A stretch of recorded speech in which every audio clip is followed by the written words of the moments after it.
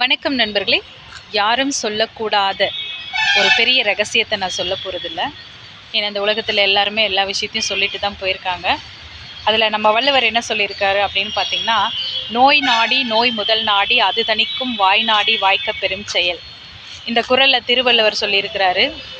நோய் வந்தவுடனே அந்த நோய்க்கான காரணங்களை அறிந்து அதற்கான வழிமுறைகளையும் மருந்து மாத்திரைகளையும் எடுத்துக்கொண்டால் அந்த நோய் தீர்ந்துரும் அப்படின்னு சொல்கிறாங்க.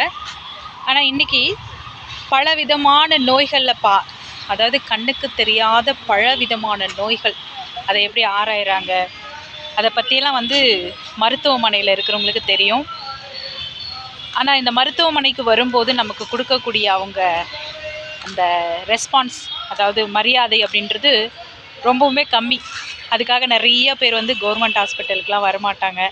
இல்லாத ஏழைகள் தான் வருவாங்க. பணம் வச்சுருக்கவங்க பெரிய பெரிய ஹாஸ்பிட்டல் போவாங்க.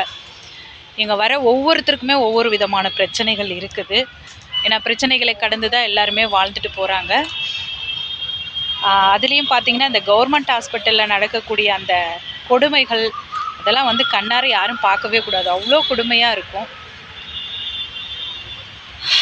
என்ன வாழ்க்கை, என்னத்தை வாழ்ந்தோம், எப்படி வாழப்போகிறோம், இதெல்லாம் நினைக்கும் போது இந்த கலியுகத்தில் ரொம்ப பயமாகவே இருக்குது. இந்த பதிவு எதுக்கு அப்படின்னா, 2 நாளாக நான் ஹாஸ்பிட்டல் வந்துட்டே தான் இருக்கேன். சரியான ஒரு ரெஸ்பான்ஸ் இல்லை. பணம் படைத்தவர்களுக்கு இந்த உலகம் ஒரு விதமாகவும் இருக்கிறது, பணம் இல்லாதவர்களுக்கு ஒரு விதமாக இருக்குதுன்றதுக்காக தான் இந்த பதிவு. நன்றி.